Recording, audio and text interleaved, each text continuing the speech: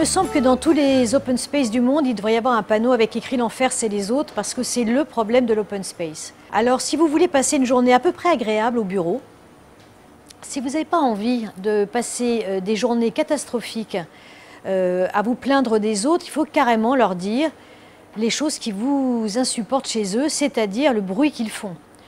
Le garçon qui passe son temps à tournicoter sur sa chaise et qui fait des couinements pendant toute la journée, la jeune fille qui fait cogner ses bracelets contre le bureau et qui vous agace aussi, et puis les odeurs, hein, puisque le confrère qui prend son sandwich au thon tous les matins à 11 h alors que vous êtes à moitié nauséeux, il faut leur dire, fais ce que tu veux, mais pour le mangeur de sandwich au thon, sors de la pièce, et pour les autres, essaye de ne pas trop tournicoter, et essaye d'enlever tes bracelets.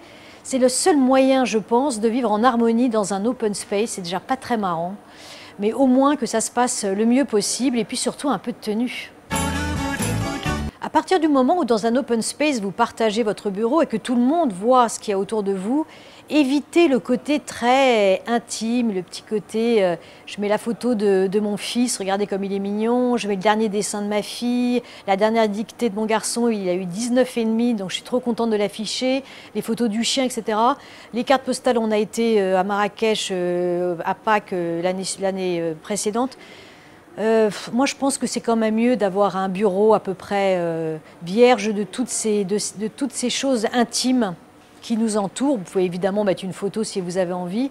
C'est pas obligé d'exposer entièrement votre petit coin et surtout d'imposer aux autres des photos et autres objets qu'ils n'ont absolument pas à voir. Enfin, vous faites comme vous voulez, mais je trouve ça toujours un peu bizarre qu'on partage ainsi son intimité et puis un peu de tenue.